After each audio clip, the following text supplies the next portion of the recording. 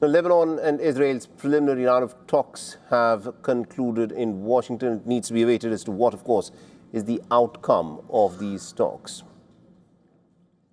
Saudi Arabia is demanding for the United States to stop the blockade of the Strait of Hormuz and return to the negotiating table.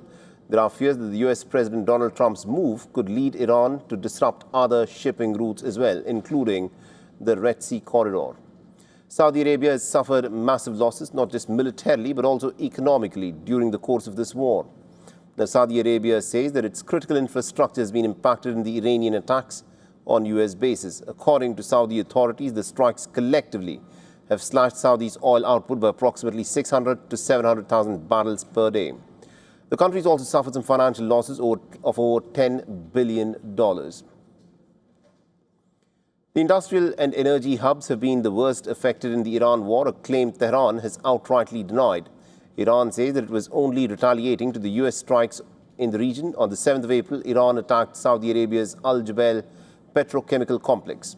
It is the heart of the kingdom's downstream energy sector and home to multi-billion-dollar ventures. On the 28th of March, an Iranian missile attack wounded at least about 10 U.S. service members and damaged several U.S. refueling aircraft at Prince Sultan Air Base in Saudi Arabia. A week ago, on the 19th of March, oil giant Saudi Aramco's Samref refinery in the Red Sea port of Yanbu was targeted in an aerial attack. However, there were reports of minimal impact. The stakes are really high for Saudi Arabia, the largest and the most influential economy in the Gulf region. Riyadh has warned Washington that the U.S. blockade might prompt Houthis to block the Bab Al-Mandeb Strait in retaliation. The Bab Al-Mandeb Strait links the Red Sea with the Gulf of Aden, the northern Indian Ocean, and is an important stop on the Saudi oil export route. A report by the Wall Street Journal says that the Houthis have assured Saudi Arabia that they will not attack its territory or vessels.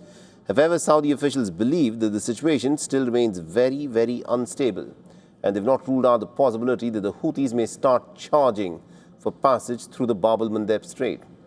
Hormuz disruption has triggered an unprecedented supply chain shock. At the center of the risk are several major companies that are operating outside the U.S. and are dependent on the Strait of Hormuz. Saudi Aramco, the world's largest oil exporter, heavily relies on Hormuz to move crude and LNG to the global markets. Over $1 trillion is at stake for Saudi Aramco after the Iran war. Among others are PetroChina and Shell, who are also highly exposed to the disruptions. So as the standoff between the United States and Iran deepens, Pakistan is also racing to bring both sides together for more talks. It's also proposed hosting second round of talks between Iran and the United States. And according to reports, the Pakistani Prime Minister Shahbaz Sharif and the Army Chief Asim Munir are set to visit Saudi Arabia in the coming days. And they're set to discuss the way forward in the fragile truce and to revise their strategic mutual defense agreement.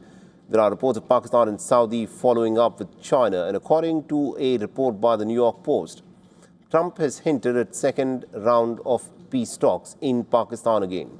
Reports citing Trump say that the talks could in fact take place within the next 2 days.